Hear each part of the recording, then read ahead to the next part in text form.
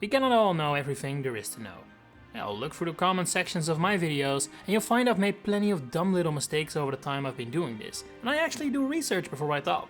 So it's no surprise that misinformation, misunderstandings and misconceptions can sneak into a community like Fire Emblems, especially since it appears to be quite concentrated in certain spaces. Today I'm gonna talk about, or debunk, 6 misconceptions that to this day I still often hear repeated about all kinds of aspects in the series, from meta development tales to in-game lore and gameplay mechanics, so that hopefully we'll never hear them again. Misconception number 1. Pre-promotes suck. I'm genuinely baffled that stuff like this still gets passed around today, even if I think more and more people have seen the light compared to say a decade ago. But no. Pre-promotes don't suck. They're not bad, they're not to be avoided, they're not to be underestimated. By far the most common complaint heard about pre-promotes is that they hog EXP, since they barely get any for killing enemies that other, weaker units gain an entire level for defeating. And while that may be an undeniable fact, tell me, why do you want your weaker units to level up? So that they can be stronger, right? So that they can kill enemies just as easily as your pre-promote already can right now. And don't get me wrong, I may make occasional mistakes, but I'm not a moron. I can understand that in some cases, using someone who's weaker now can be seen as an investment, as they'll later be much stronger than the pre-promote will ever be. And if that was true in all cases, alright, fair enough. Only problem is that it isn't. There are plenty of units who will struggle to seriously outclass certain pre-promotes after hours of grinding, leveling and spending resources to make them promoted in the first place. Seth, Dusel, Titania, Ryoma, Xander, Har, Aphos, Percival, Nime, Pen, Zyhark, Mavier, I could go on. All of these are pre-promotes that never really fall off and can be safely used without any problem whatsoever, to the point you might cuddle a weaker unit through the entire game and still find them less of a force than these veterans.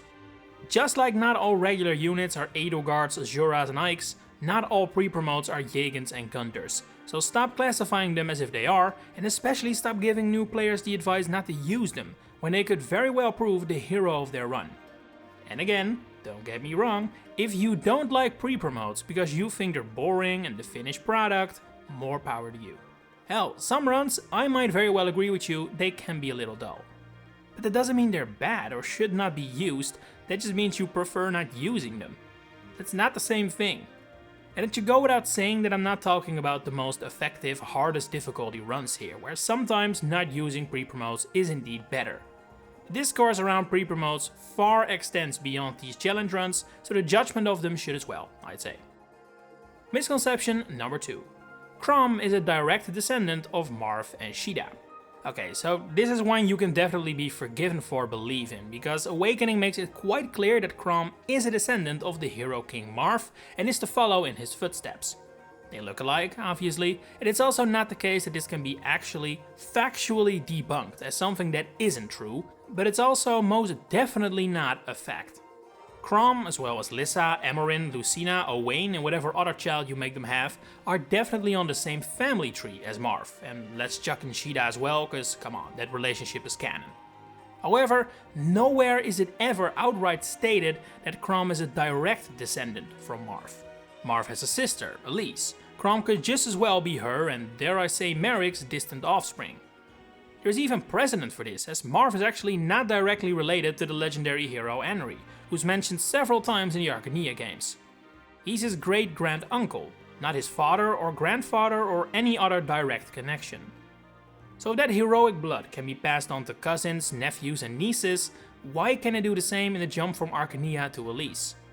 While non-canon, I do feel it's good to point out that in Fire Emblem Warriors, Chrom and Marth have a support conversation together that doesn't even remotely hint towards them being directly related, although Henry is brought up. Personally, I think that if it was outright stated in some design document somewhere that Marth is a direct ancestor of Chrom, that would be referenced there. But alas, that's not the case. And while we're on the topic of Koei Tecmo, misconception number 3. Koei Tecmo made Fire Emblem free houses. Okay, so this is definitely not untrue, but it's a whole lot more nuanced than is often thrown around. We'll see more misconceptions like that later in the video as well. Especially since there's quite a big contrast between the two Switch Fire Emblem games, Three Houses and Engage, with them essentially excelling and being weak at completely opposite things. It has become more and more of a talking point that Koei Tecmo made one game and Intelligent Systems the other. And while it is 100% true that only very few people appear in the credits of both games, saying that Koei Tecmo made Three Houses is a bridge too far for me. And don't get me wrong, the credits contain only a handful of IS staff members, and it has been said in interviews that Intelligent Systems supplied only a minimal amount of employees, with the majority of the staff coming from Koei Tecmo. However, the roles held by the Intelligent Systems few are not exactly intern number 1 and bagel supplier number 5. Both producers, the entire directional staff, several illustrators, a programming lead and the entire music team were courtesy of IS, whereas Koei Tecmo supplied a huge number of the folks that did the groundwork. The actual programming, the modeling, the game design, the artwork. They did have several high-ranked members as well, like the lead game designer, lead programmer and lead scenario writer, so I'm not trying to discredit Koei Tecmo here whatsoever. To the contrary, they did a phenomenal job making this game, and if only one company could get the credit, it should be them. But that's the thing, we live in a nuanced world still, I hope, so we don't have to be black and white. Three Houses started development immediately after Fates, before Shadows of Valentia was even a thing, when Koei Tecmo wasn't even in the picture yet. We have no clue what kind of groundwork was laid there for what eventually would become Three Houses, and that's not the kind of stuff that would show in credits either.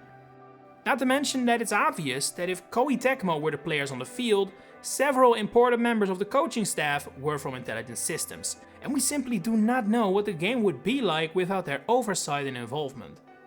It may have been a disaster, it may have been even better, we don't know. But we should definitely stop assuming that Three Houses is what it is solely because of Koei Tecmo. That is simply something we don't know. We're gonna stick with development stories for Misconception number 4. Fire Emblem Awakening saved the series. This is probably one of the most widespread did you knows of the entire series, and I myself have repeated it in several videos as well. And just like our last misconception, it isn't untrue. Fire Emblem was in the gutter at this point in time, after the 4 financial disasters that were the Tellius games and the DS Arcania remakes. The handheld games at least did better than Tellius, but these title sales are still absolutely nothing to brag about. It's widely known that the development team behind Awakening went into the game thinking this may very well be the last Fire Emblem game. Which, yeah, is different from this will be the last Fire Emblem game, but that's splitting hairs. What I more want to point out is that saying Awakening saved the series is focusing on the wrong thing. Saving the series sounds huge, it sounds like life-saving stuff. But it's heavily underselling what Awakening actually achieved. It makes it sound as if Nintendo higher-ups said, unless this Awakening thing you're doing here is some wild success, you're out of here. But that's not what happened. Just look at the sales. Fire Emblem was safe and sound in the GBA era, when it didn't sell wild success numbers. All Intelligent Systems had to do to get a new lifeline, I say that lightly but it's obviously not easy, is to make the series sell again as it did back then. They wouldn't have made them safe forever, but it was enough to get some life back. The Blazing Blade alone sold as much as Path of Radiance and Radiant Dawn put together, as Sacred Stones is far ahead of the Tellius games as well. IS's job wasn't to make this miracle game, it was merely to stop constantly declining sales and show there is potential for this series. And what did they do? They didn't just make sales pick back up. They outsold the previous biggest game by double the number. They elevated Fire Emblem beyond this niche name to a household series within Nintendo's spheres. It was at the time by far the biggest tactical RPG the world has ever seen. Fire Emblem went from near death to being a, let's call it a B-list tier series for Nintendo, next to names who had never had to worry about cancellation, like Kirby. That is the real achievement of Fire Emblem Awakening. Yeah, it saved the series, that isn't wrong, but it did so much more than that. It's like saying I saved a dog from a burning house, when I actually saved a dog and 2 kids, put out a fire, and then rebuilt a new house on the ashes of the old one. That is what Awakening did here, and that is the real achievement. Are you feeling that positivity? Good. Time to take it away immediately. Misconception number 5. Ingrid is racist. Question mark. Talk about a tone switch, talk about a touchy subject. When Free Houses first released, this talking point felt more like it was brought up as a joke or a meme, but its staying power has made clear that it isn't a joke to everyone. So, is a character you may like from your Blue Lions playthrough and Fire Emblem's biggest success actually a racist, like is often repeated in fan circles by folks I imagine and hope don't have Ingrid posters in their room? Well, it's complicated, again. It's not entirely untrue. But once again, it's way more nuanced than that. And most importantly, for why I want to talk about it, it's definitely not the gotcha moment people seem to think it is. So, Ingrid's racism is to an extent undeniable. She doesn't like folks from Duscur at all. She blames the whole island and all its inhabitants for the death of Glenn and the tragedy of Duscur, even if the majority of them are innocent and just regular folks. Hating someone for where they're from, generalizing a whole group of people, yeah, that's racism 101. However, the way this is presented within the actual game and story of Free Houses puts everything in a different light, I would argue. First of all, Ingrid isn't Shinon.